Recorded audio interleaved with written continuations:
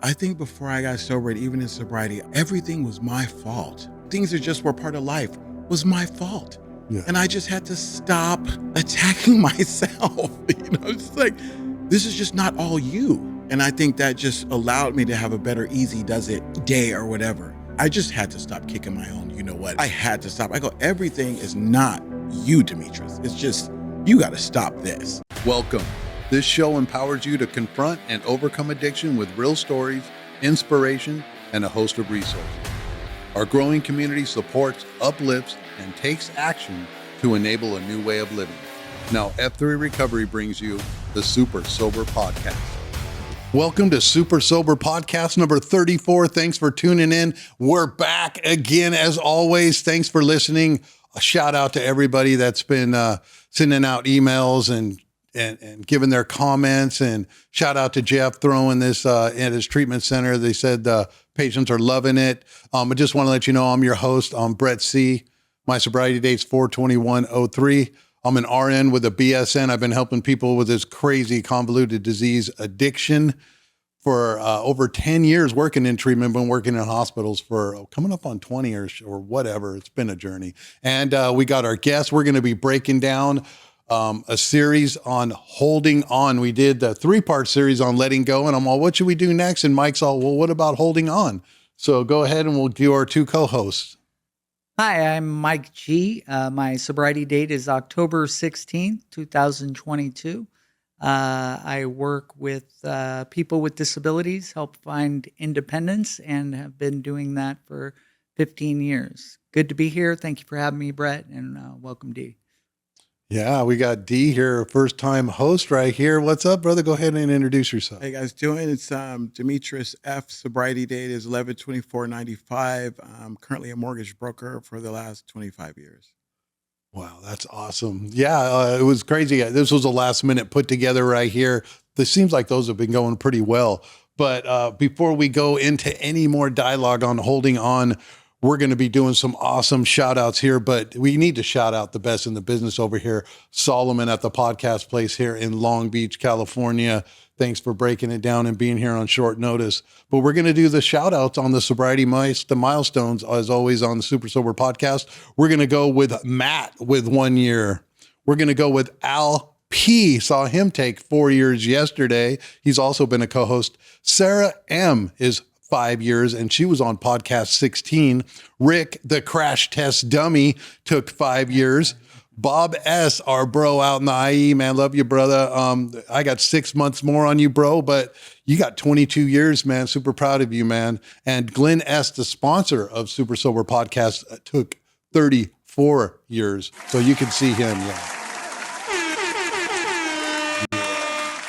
That's a whole bunch of rad sobriety right there. You want us to shout you out, just email us or whatever. We're right here in the OCLA area right here in SoCal. Awesome sobriety going on down here.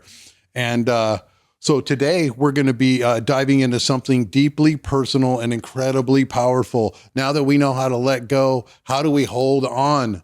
So holding on to your recovery is very important once you get it. So there's ways to do it. We broke down. You can go into any of these podcasts. We've been talking a lot about that. But recovery isn't just about what you left behind or let go. It's about what you're building, a new life full of clarity, connection, and purpose. But there'll be days when the old life whispers, when the pull of the past feels strong, and we need to know how to hold on. And that's what we're doing in this episode. So what we're going to go to is one of the main things of holding on, right? The paradoxes of the program. We all know that. The way that we keep it is that we give it away. So the first video, we're going to do 3 videos, and we're going to break down some personal stuff. And that's going to be Benjamin Lerner. He's on podcast 26. He's always breaking it down on social media, dropping the bombs and the nuggets.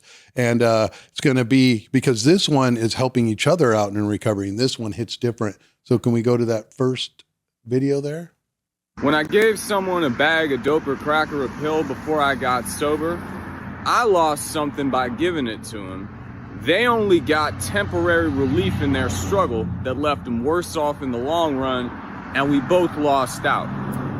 In recovery, when I give someone who is similarly struggling but also sober my time and my attention and my advice, I don't lose anything.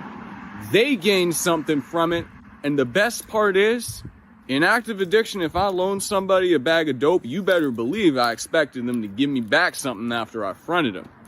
The best part about being in recovery is when you help somebody out, you help yourself more than you help them, and they ain't got to pay it back.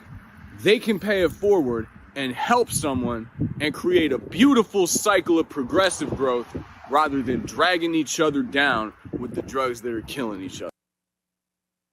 Yeah, thanks, Benjamin. Shout out to you, brother. I saw you wearing the SSP shirt on your social media stuff the other day. And shout out to his videos. He does he's a rapper, classical pianist. If you check out, he's incredibly talented and does recovery rap, and so cool, and other rap too. So thanks, shout out again to Benjamin L. So I love it. We're going to be giving it away as always, because we live to give, and we're grateful, inspired, validated, and excited. So yeah, so I find myself very happy when giving it away. And then sometimes, a lot of the times in recovery, we feel like, oh my gosh, did I just waste this time with this newcomer? Or I spent so much time with them. I took them through the 1, 2, and 3, cha-cha-cha. They never called me back after 4. Or, right, we're sponsoring people. We all sponsor people, and we give a lot of ourselves. But the truth is that it was helping us the whole time. They give me the opportunity to practice my new way of life. So let's get some insight on this one here, Dimitri, on what do you think about that last video? You know, that's been a focal point of my sobriety is giving it away. I mean, initially, you know, we had a group of guys, and that's what we were doing mostly, is going to meetings and, you know, carrying the message. And, you know, these days, I find I'm doing that just not only in the rooms of Alcoholics Anonymous, but then outside. There's a lot of my friends and family that have benefited from me working on myself in recovery. And I've been able to, you know, voice that or speak with them about that. I mean, my ex-wife and their family and other friends, and actually taking those steps and applying that to them, and then, you know, finding a solution to their problems. So it's been really, that's been huge. And that helps you hold on to it. Oh man, yes, for sure. Because I find that, like, as much as I work on myself, I'm able to help others. And it's in the rooms as well. And of course, always working and taking guys through the steps is always just classic, right? Right. Yeah. Mm-hmm. Yeah, it's an awesome video. You know, as I say many times, in recovery, it is a complete insult to your intelligence. When you first get sober, and when you're staying sober and learning how to protect your sobriety, you know, this I gotta get mine mentality that you walk in with is fully expired. And this spiritual life is not a theory. We truly have to find a way to give. And in giving, we seem to find a new way to live and receive the benefits of working the program, which is pretty amazing if you think about it, you know. For someone like me, you know, I had nothing to offer. I was pretty broken and just didn't feel like I had any value in life. And as soon as I raised my hand and started to share my story, other people surrounded me and began to lift me up, you know, and I, in return, do that with others. And coincidentally, that's how I reach new levels of sobriety. So I think that's it's amazing. It's no longer what I get in this life that makes me a success. It's how much I gave. Yeah, for sure. And Benjamin breaks that down on the streetwise, you know what I mean? We're all streetwise here and stuff. And I remember when front out people and stuff, give them a little come up package and stuff, and they wouldn't come back with it. I just figured that was a cheap price to pay to not have to deal with that in that bad business manner. They're all, hey, aren't you going to go and get them and everything? I'm all, that dude's got to go all the way around the block or not come around this neighborhood now just because he owes me $20, $100, $200. Who cares? I don't care about that. Right. You know what I mean? That's a cheap price to pay. That's my mentality, you know, on the street. You know what I mean? Of course, but I had the list of people that owed me. You know what I mean? And they're, oh, should we go collect this now? And it's like, nah. Yeah. You know, I don't have to worry about that, you know? And man, don't have to live like that anymore. That's for sure. And when I find myself holding on to what I have and being super grateful and appreciative for everything I have, but when you start practicing the steps and then you have sponsees and they start taking people through the steps, it's this crazy thing that Benjamin was talking about. They're paying it forward. Mm-hmm. And then you get to be a point of them paying it forward, and it just keeps going on. It's amazing. I mean, you got 30 years of recovery. You got 3 years of recovery now. But if you go back to his story, he had 10 years twice. And it's not about how long you've done. It's about what you've done with your recovery. That's right. You know what I mean? And being able to come back and reset the power of the program, it's just unbelievable. So if you're struggling, you can always get back to the basics. You could always fire up Benjamin L, see what he's doing. You could go back into some other podcasts that we've been doing. You could go over the steps. You could come to some meetings again, right? Because if you don't go to at least 3 meetings a week, I was taught that you don't hear anymore because two's too close to one and one's too close to none. And then the next thing you know, you're not giving it away anymore. Right. And you're just holding on to what little you got left. And you can't be a channel of thy peace that way. So you start to get stagnant, right? Yeah, and this whole concept of holding on as people get introduced to the recovery process, it comes to be where the majority of folks that came in kind of went in and out, and it's no longer about getting sober or finding a new life. It's like, how do I keep the life that I got? Yeah. How do I hold on to what I'm, the progress that I'm making in recovery for a sustainable amount of time, even on a day when I fall short. If I could at least hold on to the sobriety that I have and start to, I got a better chance the next day to regaining some traction on this disease. So, yeah. It's almost like what Dr. Bob says too. He says it's I'm paraphrasing here, but he says the guy asked him, why do you do this? And he says it's a sense of duty and he likes to do it. And, one of the things that becomes apparent after a while, you stay sober for a while, it just gets a joy in these days, like recovery is just in me. It's right. Not something that I'm forcing to do.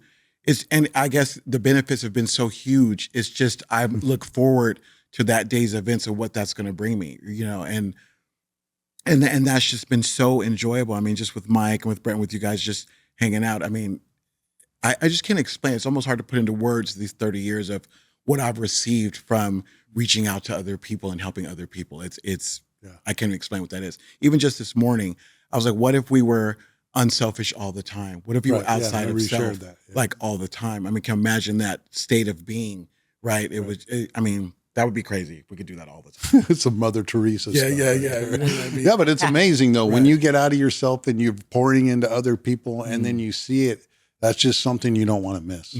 Almost gives me chills saying it. It just makes me think about some of my brothers out there that just have, and shout out to Rich, bro.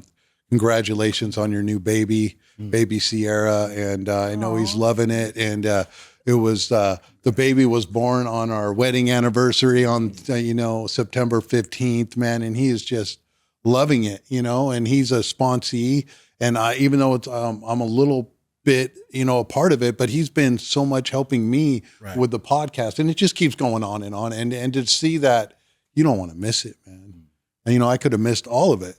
So we're going to get right on to the next video. So this is what's crazy, right? So I'm a big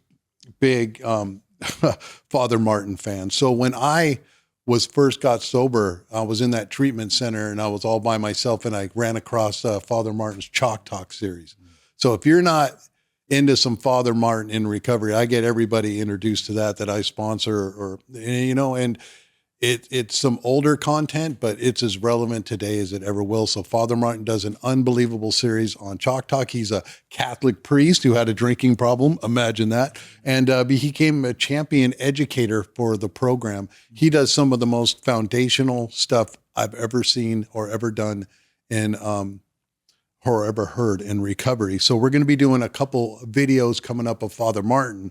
So you definitely better stay on for this one because there's some education. So let's go on to the next one right there, Solomon. What do you reach for in your life? Really, what do you reach for in your own life? Bill Wilson, the co-founder of AA, you know what he put down as the ideal AA life? The good is too often the enemy of the best. When I settle for anything, even though it's good, if I've settled, and it prevents me from seeking that which is better. What are you worth? Are you worth the best? I look youngsters right in the eye and say, if you think you're a garbage can, you're going to treat yourself that way, you'll dump anything into yourself. You know, your own self-evaluation, how it comes out to people like me, it's how you appear, how you sound, and what you are reaching for. Is who you hang out with. It's what you hold up to me to look at and listen to. What are you worth? Bam. Check it out. He had the chalkboard behind him and everything. I know they're dry erase boards now, but he breaks it down. And what are you worth? And the thing holding you back. And a lot of people just get sober. They come in drowning. They're full of all the rocks, like in Drop the Rock book on 6 and 7. They're drowning. And they finally drop a couple rocks, which is dropping the active addiction. And then they take a breath of sober, fresh air. And they're all, this is great. And that's where they stay, just popped up with the rest of their body still submerged in water. And you can be like that. You can be like that. And is good the antagonist to being the best. And for me, I'm always working on feathering something into my game. You know what I mean? Just because the newcomers these days are killing it. And, you know, we had Jessica M on and she's got 5 years. We shouted out Sarah M, shout out to their whole family over there. They're fans of this SSP. And she's got 5 years. And, you know, on podcast 16, she was breaking it down. People are just killing it with all of this. So Father Martin, you know, how are you holding yourself up? You know, how are you holding on to what you have, right? I mean, you are broadcasting yourself. I mean, if you're still in sobriety and you're just cussing all the time, and then you're just with that same bravado from all the homies, right, that have the prison background. I mean, if you're still walking around like you're on the yard, man, come on. That's not what we need to do anymore. This is the new presentable way, right? They say you may be the only version of the big book that someone sees, right? You're going to say something? You know, this I love. This is like in my wheelhouse. Right. You know, growing up, my mom used to say, I wish you kids were never born, all the time. And, brutal. We grew up, she had a hard life and kind of blamed us for it. And when I think about worth, right, today I'm working on some stuff and I had to get codependent books, and I have another book called Feel the Fear and Do It Anyway. And, you know, worth is really, self-worth, that's really huge, because even at this age, I've had to go and learn what that worth is, right? And, you know, my dad died a year ago. And on his condolences, man. Thanks. And when he was passing away, he said, Demetrius, you don't have to mess with no more guilt. And, you know, I've been thinking about this, and he knew that when he left, I had to help my family and pretty much raise my brothers and sisters and everything. And I was talking to Mike about it all the time. And literally what he's talking about is I'm doing that today at this age. I am literally right there with positive thinking, affirmations. I don't like negativity. And I've had to separate even my relationships. I was at a point where I was doing something for you for love. I was doing something for you for affirmation. I was doing for you. I was trying to buy it or trying to do so. I bought houses for people. I've cars for people, like things that I was doing to get that worth. And now it's taken me all this, not it's taken me all this time. God has allowed me through the 12 steps, and it kind of goes you through the 8th step. You know, it says that in the 8th step that we need to extricate all our personal relationships, because some of them have given our personalities violent colors for the worse. I'm paraphrasing. But what it means is some of our past has emotionally destroyed our personality. And I believe I love going through the door to find out what it is that's making me super uncomfortable. And like you said, sometimes in recovery, they get the breath of fresh air. I'm not addiction no more. I got the first burst, but they don't go through the doors. And I look at them as through doors. Yeah. And as you know, as you're staying sober, And as you're growing, there's other doors and spiritual levels. And what happens, I've seen, is you don't want to walk through the next door.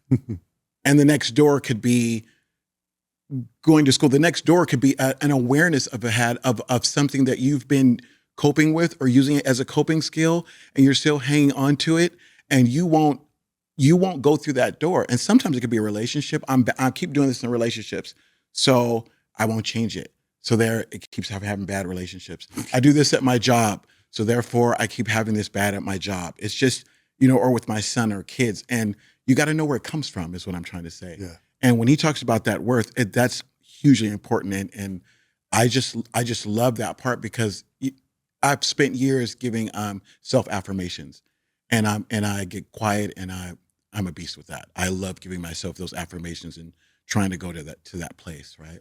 Yeah. If that makes any sense. No, that makes a lot of sense. I love it. Yeah, great points, Demetrius. People getting better get better with people getting better. The reality is I've had to surround myself with people that challenged me and questioned me and pushed me. There's corny sayings out there like, aim for the stars and miss, or shoot for the gutter and make it. And as far as shooting for the gutter and making it, I became kind of a pro. And it was only until I started surrounding myself with people that were dreaming big. Even, Brett is a great example of somebody who's got a long time sober and is still like dreaming really, really big. And, a rolling rock doesn't grow moss. The reality is that I have experience of being sober and getting stagnant and being comfortable. And I'm more afraid of being comfortable these days than anything. I do not want to get complacent, and I no longer fear change as much. I fear not changing, as the consequences can be spiritual deterioration, which can lead to the first drink or drug, and I don't want to live like that anymore. Amazing. Yeah. Some good stuff right there. And it says, if you think of yourself like a garbage can, then you'll put anything in you. Mm-hmm. And it's talking about the past and where we came from, and then in that mindset of the streets, or just when you're in the lowest vibration or the lowest point of your life. Mm-hmm. And it's like talking about the gutter and stuff. It's like, I had to raise out of the gutter to get on my knees, and I was still not even on the sidewalk yet, and it's just in that mindset. And it's like, there's so much worth in it. The program will have you ask these questions, and it's like, what is your worth? How are you going to present yourself from now on? How are you going to drop the old identity? We've gone into so much of it over this podcast. So many people are shouting it out across, not just in recovery, but just everywhere. The healing, you can see people are talking about buzzwords with manifestation and PTSD and calling out narcissism. And we've had all those people break it down. Jim Breon, who's a LMFT, talking about that. You can go on to our website, fire him up, and look at all of his stuff. We got all these people with all these platforms. And if you're not wanting to do that, that's fine. But don't be someone that doesn't have anything like that and then blame the other people for coming out of the shadows of their recovery and then giving themselves a platform in the whole jest of wanting to help other people, which so many people are doing. So many people need so much help. We have to unwind the psychological dramas of 2025, which has been happening for decades. So people are wanting more out of life, wanting to keep growing, wanting to do all of this. And then we're watching Father Martin, which is stuff from the 70s. He passed away in 2009, but he was a champion of the program. He learned from Dr. Green and a lot of the people coming up, and he just went around and did it with circuit speaking back in the day with a chalkboard and breaking it down. Yeah. It's that whole starting to align yourself and getting excited about what makes you tick. Recovery plays a trick on you. It brings you in, and then if you're open to it, it will start to take you on a journey, if you're willing, to places where you've never even been before. And then you start finding out things about yourself and about life and about people and about the human condition that, for me, I'm just fascinated, And really what we have is we just have this, how do I best deal with you? Our instincts together how am I best living with Mike and Brett? Really at the end of the day, how am I best living with my neighbor? How do I do that? Right. And you just start to learn how we do that, right? Back in the day, it was always like, screw you or whatever the case may be. But now I'm learning other ways of dealing with dysfunction, and I just find it fascinating because we do have the human condition, we all are wanting, our families to do well and all this other stuff. But how are we going about being the best we can be? How do we do that? Some people take it from you. Some people are great manipulators. Like, how do we do that, right? How do we align? I was telling Mike, the new word for the end of the year is alignment, right? And how are we aligning ourselves with those core values to match those principles, right? And I find myself needing to start to align myself with my values, with principles, just to go through another door, if that's making any sense, and that's a journey in itself. And you have to go there. Whenever I'm talking to my sponsees, I go, are you willing to go there? And I go, don't be afraid to go with what hurts to get past. And I have a lot of, friends of mine that they stop. They just, not even just in recovery, just friends of mine that they call me, but they will not go past that certain place because it means change. And change means responsibility. And a lot of times we don't want responsibility. You know what I mean? That's really what it comes down to. So you'll choose to stay, like Father Martin said, in that place. And then you have self-worth because you start giving yourself negative voices because you're not going past it. That's kind of how I look at it. Yeah, and I was going to add that while I'm sitting here with a couple ballers that have, really progressed through their recovery and taken on new heights, I want to encourage anybody that's fairly new that, you do this one day at a time, and you can't do it alone. You need people, and you need something other than you to help you through the process. And, I was talking last night, and it was like, in the beginning, it's like, how the heck am I going to do this? It seems unsurmountable. And after 30 days, maybe you get to a great place where you're like, how the hell am I doing this? How the heck am I doing this? And at some point, hopefully you move even past that, and you're like, hey, how the heck did I do this? And come to find out, I didn't do it alone, and it wasn't me doing it all the way, right? I had something spiritual that I signed up to go through a journey, as Demetrius is talking about, and there's something really going on. Is it odd, or is it God? I mean, what's going on here? It feels like I'm being led. That I have a new employer, all powerful, who provides what I need if I keep close to him or perform his work well. And, I become less and less interested in my little plans and designs, and more I begin to see what I can contribute to life. And it's a beautiful thing, man. It takes on a life of its own. And so anyways. Yes. Yeah. Breaking it down with Father Martin. Oh my gosh. When I saw him do the chalk talk, it hits hard. It's irrefutable truth. It's irrefutable logic. And man, when you get hit with it, when you ask those big questions after a little while in sobriety, we're going to ask you, it's like, what do you want to do?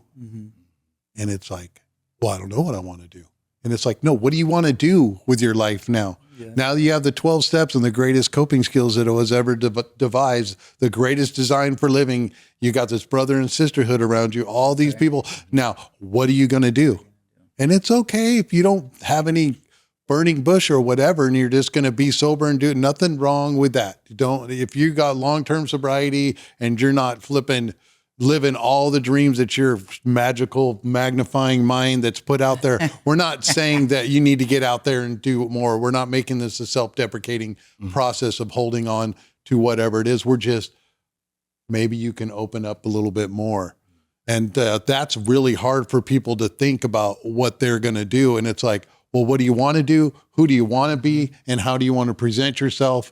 And then what are your internal thoughts, your actions and emotions, the metacognitive spot? We've gone over all of these aspects of how to do it. And then how do you want to hold on to what really works for you? Everybody, we got so many tools, but what are your main coping skill tools, right? So we're halfway through the podcast. We're going to be going to our commercial right here with His House New Creation. Shout out to your 34-year birthday again, Brother Glenn, man. Love you, brother.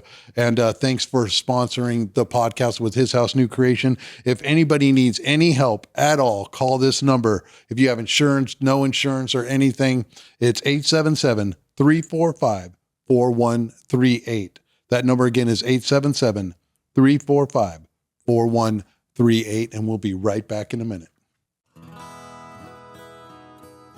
Welcome to the place where it all began, the 9th Street House.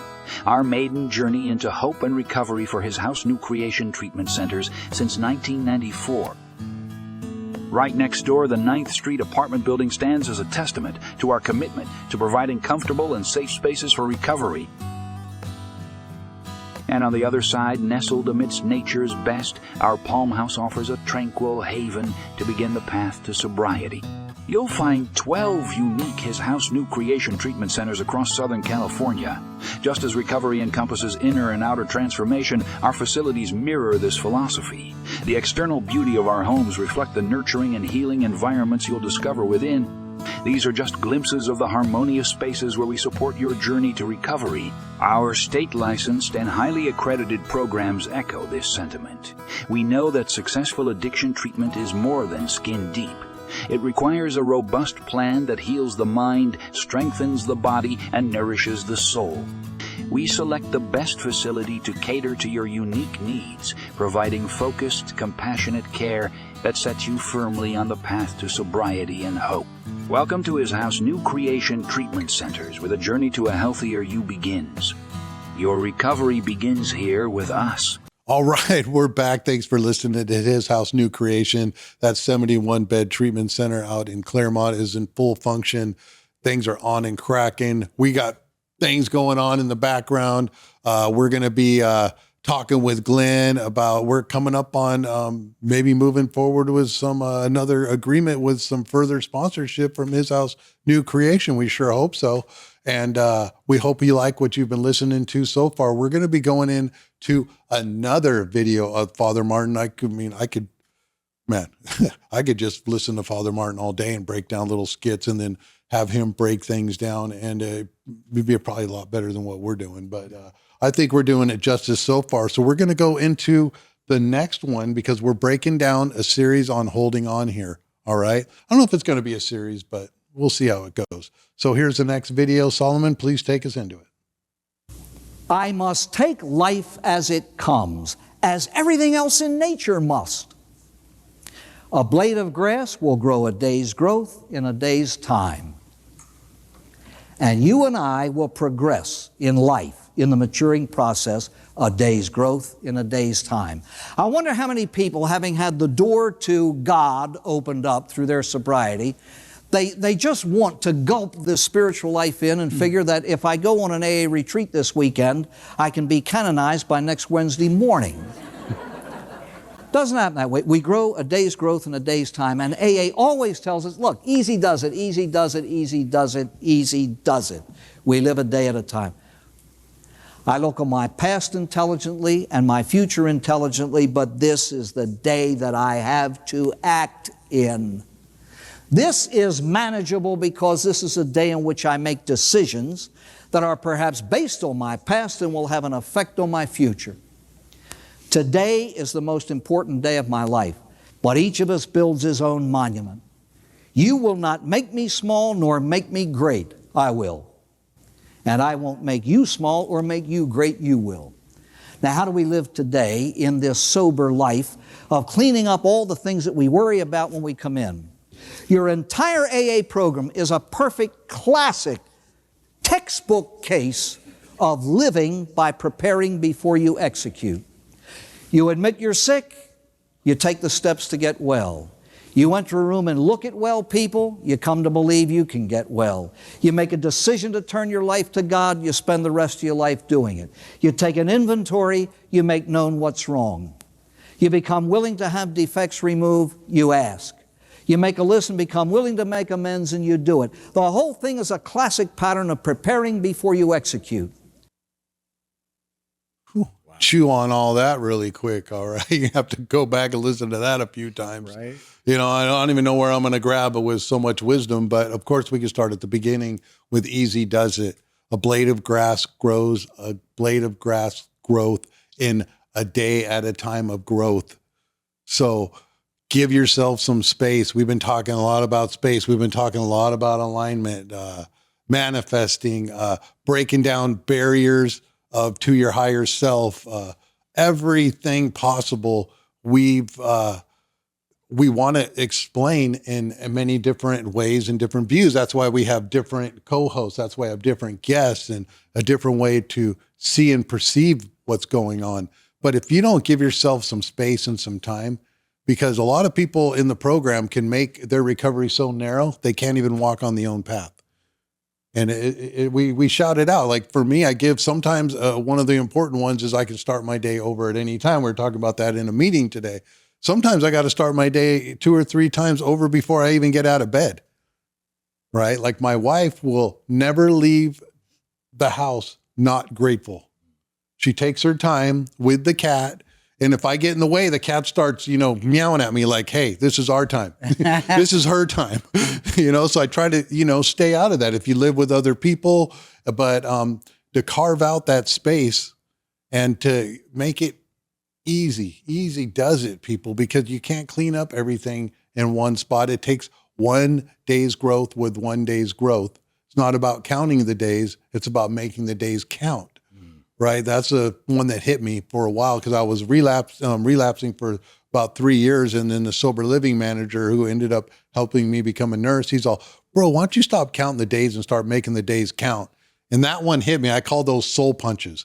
I was like, it just hit me, stopped me in my tracks. And I was like, it kind of just finally sunk in the one day at a time process. Yeah. We get so caught up in the one day at a time because we're spinning around on this planet and we got the sun and then it's night and day. But what if it wasn't just a night and day and it was all just sunny all the time? Then we wouldn't have that breakdown in between it, right? You know what I mean? It's all just one day. So what am I doing to hold on to it? I mean, a lot of the times I don't even get out of bed. I start, I have a meditation mask. I do my guided meditation. A lot of us do 60 to 63, 85 through 89, 417, paragraph 2. They call their sponsors first thing in the morning or they start journaling. We've been going over that whole process. There's a whole dynamic in the program of how our brain work, the different wavelengths that it does from delta, theta, alpha to beta, and then high gamma. Those are the 5 different brain wave links that you have. And then how it's easiest to download into it. There's a whole science behind the program, but the program keeps it very simple. Yes. But if you want to go deeper into it, you can, and it links and it syncs up. So, Father Martin breaking down that right there, you can just start your day off with that 2 minutes right there, any of his stuff, and start your day off right.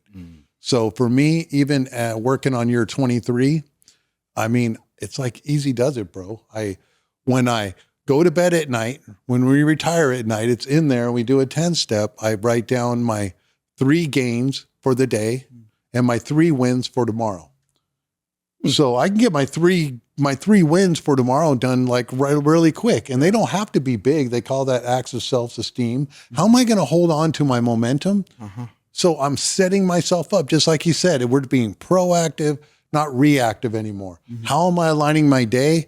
And once you get to doing that, then you start getting some traction, and it's un-effing believable, right? Yeah. It's funny you say that. I like how you went through the steps because, of course, I've been through the steps, the recovery home, and went through the 12 steps. And mine's is in the morning. I do I woke up and I have no resentments or fears, and I go the good things. And I'm doing the good things of the previous day.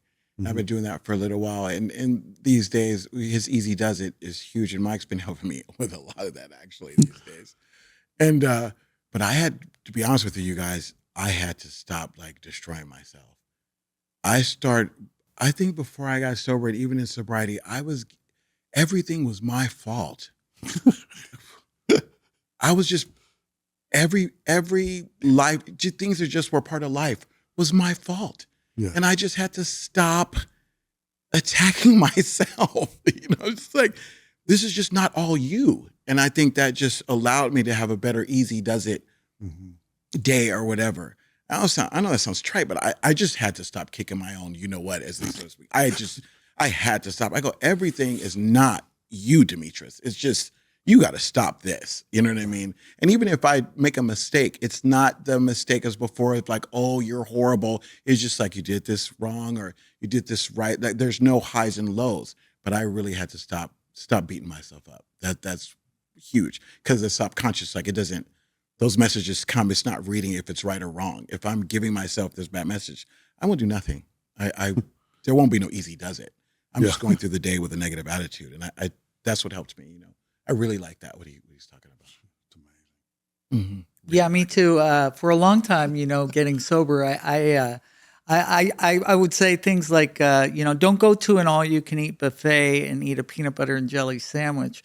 For a long time, I think I went to AA and was developing a routine and a strategy against my disease that was centered in my mind, and it was working. And quite frankly, I had no idea what to do with that. In fact, like, you know, getting sober is really just going to allow you to get off the bench, you know, and live this life successfully. That, you know, I've seen thousands of people living life successfully, driving their little cars to their houses, worried about what they're going to eat for dinner and going to be with their family. And, you know, I was at full war with myself and my disease, and it took everything in me and a whole lot of what wasn't in me to stay sober. But at some point, you start thinking, hey, how do I live and enjoy life like other people do? How do I have healthy relationships? How do I become successful at work and take on promotions and responsibilities and, you know, evolve my life, evolving and getting better, you know? And I was a little apprehensive at first because it felt like, you know, I had experience of life getting too big, program getting too small. And the subtle insanity that preceded the first drink got me again, right? Yeah. And so this time it's a little bit different. You know, I've had to find a lot more balance in regards to my routine and my program. And, you know, there's a difference between constructively reviewing my day and destructively reviewing my day. And today I constructively review my day. I take a look at what I could do better and inquire what corrective measures should be taken and try and make a better strategy for the following day. But miracles happen when you move, you know, you have to get out there, you know. I've been on stage. You know, I like comedy. I like to make people laugh, you know, and, you know, it's like, don't forget to smell the roses and drink water and enjoy your day, you know, in the midst of why would you go through the whole process just to be miserable or so focused that you miss the ultimate goal, which is to be the person or the version of yourself that God intended you to be. Yeah. Huge. For sure. You know, holding on to what we have when we get it and being open-minded to keep going it. I so many old timers would be like talking when I was first getting into the program. It'd be like, oh, I would share something and they would talk about, well, when you get my time, then we'll see how you feel if, you know, at that time. And it would be like, son of a bitch, did they just, you know, and then I find myself passing those time markers. Mm-hmm.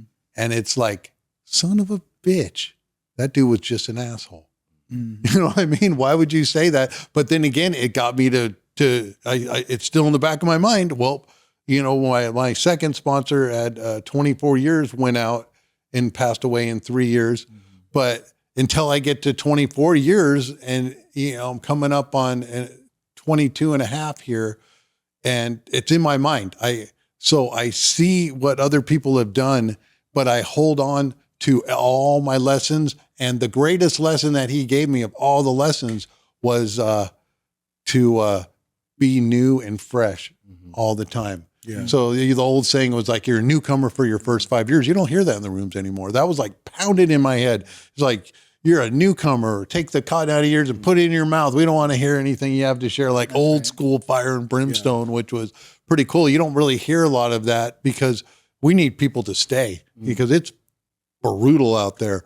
And, but for me to have as much sobriety and see as much as I have, I'm super attracted to all the new stuff because I keep it new every day. Yeah. I don't want to think that I know too much because there's so much to new. Like doing this podcast, I've learned so much more, and it keeps me going and it keeps me looking into research, and then my platform and then the people that are on it, you know, I get to incorporate because I like blowing people up. Yeah. Well, you know, this podcast has been amazing because I'm just about to steal what Father Martin just said about that action. Yeah. My spot seeds. It's like, you know, the first one is this one, the second one, and each one is an action. Right. I was like, okay, he just got something today because I'll be taking that. And he's absolutely right with that. That's that, you know what I mean? Those steps lead you to another step, and they all require action, the previous one. And that was beautiful. That was beautiful. Yeah, it synergistically piles up upon it. Because people come in and they write, and it's like, how am I going to hold on to what I have? You got to keep on moving forward and giving it away. They're worried about 4 and 5 and 8 and 9, right? And they're not even done with 2. Yep. But once you upload that coping skill and you're hitting into 6 and 7, and you've gone through that process, you get the synergistic thing, and you got enough into it because they say by step 9 the promises will have all come true. And the promises will have come true. You'll know this new freedom and happiness, right? The 12 symptoms of a spiritual awakening. Right. You'll feel compelled to take the next step because you've already taken so many steps. Right. Right. And that easy does it. It's like also too, like your third step. I mean, it's turning it over. It's no control. Right. I mean, the less that Demetrius controls, then the more easy does it I have, the more I'm holding on, as we're talking about, then the less easy does it is. Yeah, right? yeah. You know, and I've had those days where I'm getting up and I have expectations, and especially in the mortgage business, I'll think something's supposed to go a certain way.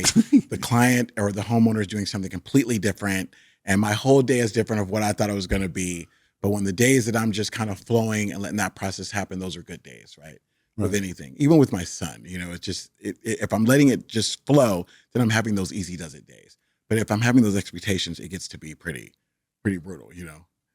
Yeah. Yeah. I mean, I think I said in the last podcast, but I do live in this spot where I'm already sold on his will. You know, I love God's will. Still battling with his tactics and his timing. And when I cease fighting everything and everyone, and I kind of relax and go with the flow, his strategy is way more surgical than anything I can put together. So for me, you know, the idea of easy does it is, you know, letting go to hold on, if that makes sense. We were talking about the last podcast when I said, you know, alcoholics never let go of anything covered in claw marks. It doesn't have to be that way all the time. You know, you can let go without leaving those claw marks on things, and embrace the day as it comes and have a good attitude about it and remain positive and optimistic. And I usually need help with that. I'll just throw that in there. I need people around me that are similar and that are rooting for me as I am rooting for them.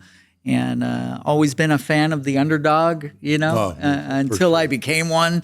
And then I had a lot of fans, people around me in the program trying to root for me and push for me to do better.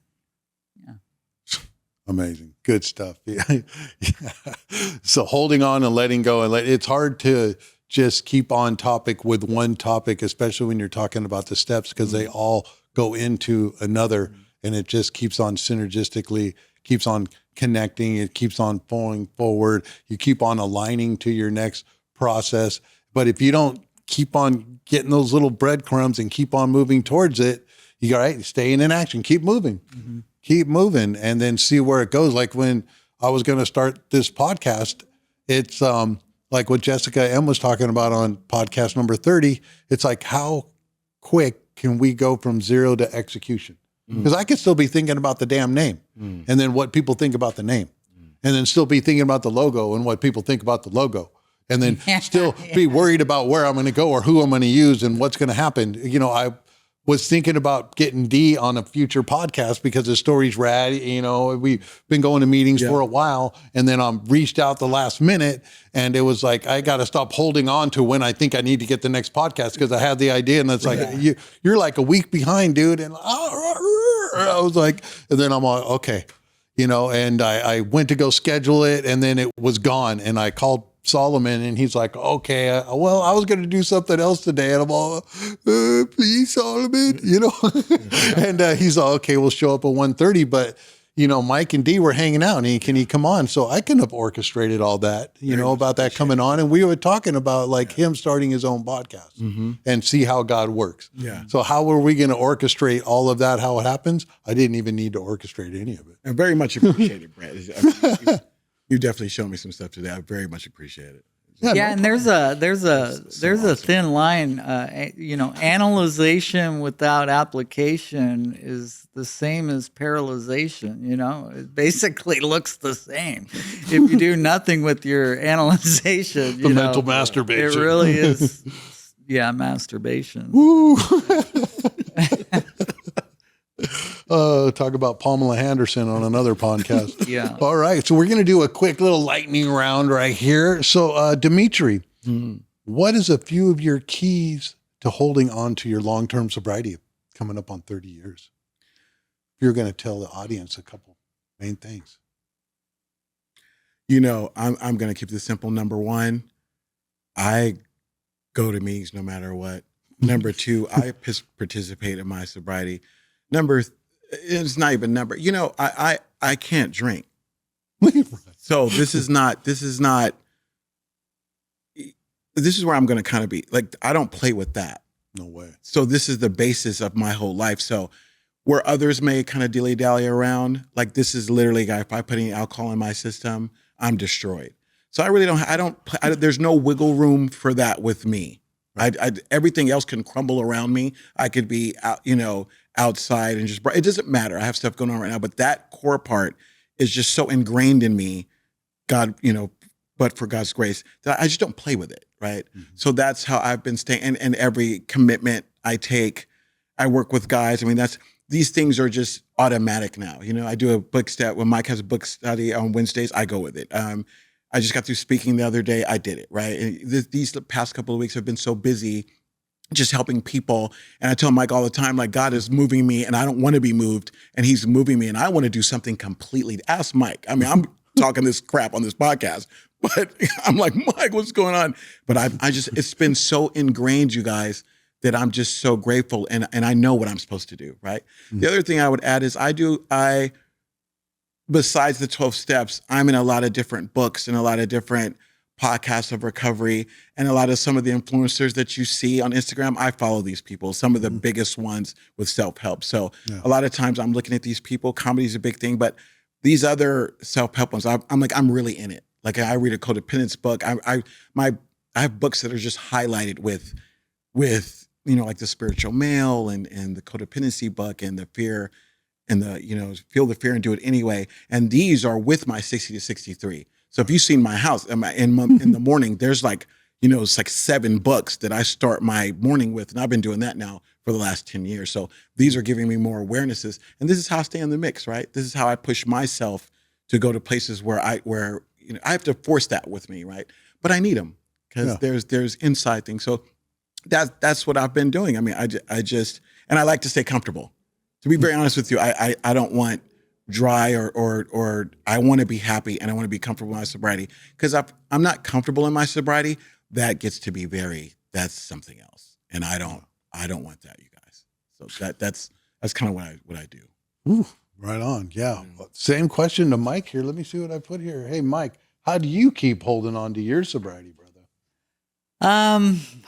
Gosh, I definitely hold on one day at a time. I include a lot of the elements that you hear every day in the program, you know, prayer, meditation. I remember what's important to me. I take life-sustaining medication, you know, and this life-sustaining medication, actually, doctor told me, why don't you take each one of these pills and call it each of your daughter's name. Yeah. So I take one medicine for this illness that I have, and it's I'll take one for Bailey, I'll take one for Bree, and I take one for me. Mm-hmm. And sounds kind of petty or kind of different, but in the beginning we were talking about knowing your worth and knowing your value, and my perception of what each and every human being has changed significantly since I've been sober, and it's finally including me. I finally believe that I deserve the best things in life, and I deserve to have a quality life like I believe all human beings do. And it took a long time to get there, quite frankly. I had to stop beating myself up and had to forgive myself and forgive my father and forgive this loving higher power that I thought had it out for me. Come to find out it's not that way. So go lots of meetings, lots of big book studies, definitely, to top it off on page 89 where it says nothing will ensure immunity from drinking as intensive work with other alcoholics. It works when other activities fail. I definitely lean on helping others intensively. Even if they don't want the help, I'll probably try and help them just because I know it can offer me immunity from drinking. And it's been a great journey. Thanks. Amazing. Well, there goes another flipping whole podcast of holding on right here. So I want to give a big thanks out to Dee and Mike G here. Thanks for quick and on the scene and just like firing out a text message and they're all okay. And thanks again, Solomon, for the best in the business. Always Thank breaking you, Solomon. it down. Congratulations, Rich. Yeah, Rich, bro. Take care of that beautiful daughter and Ash's soon-to-be wife, man. Just all this stuff, man. You don't want to, if God is pushing you to get sober and do it and you're struggling with it, yeah, we know all about that here. We can't do the work for you, but we're here with you. You can fire it up. You can email me about any of the guests, or if you got questions for Mike or Dimitri, or if you want to come down and see Solomon, you can email him directly. He's got the podcast place. You can go from zero to podcast and flip and have it happening like bam, like that. So we're going to do some shout outs here. We're on all platforms on Super Sober Podcast. You want to see the video, you go to YouTube. If you want to go to Buzzsprout, that's a universal platform display that you can click in. We're on all platforms, Spotify, Deezer, podcast playings or whatever. We're on all of them. You just type in Super Sober Podcast. We're on and cracking. Shout out to the Detox, the story I wrote, the first streaming series for recovery that hasn't been done yet. The story of addiction, the deadliest disease that man has ever known. And we are here just doing it. And just wanted to give a shout out to Notorious GID here, kicking it, the first mascot of recovery. Notorious jails, institutions, and death. He's the Grim Reaper in a straitjacket in a jail cell. So, man, if you don't know anything about Notorious, man, it's time to get going because he's out there doing his little deal and stuff. And he'll be back in the cage later. And anything to add on in last little bit, tidbits or anything? No, just thank you for having me, Brett. Really appreciate it. Same. Yeah. Same. It was really rewarding. All right, cool. Yeah. Well, anytime, man. I'm sure there'll be some future episodes coming on, and don't forget to keep on keeping on. Thank you for listening to the Super Sober Podcast. Go to our website at f3recovery.org. That's F3Recovery, all one word, .org. We're turning fight, flight, and freeze into free form and flow through practicing the 12 steps and staying accountable to change. Don't forget to keep on keeping on.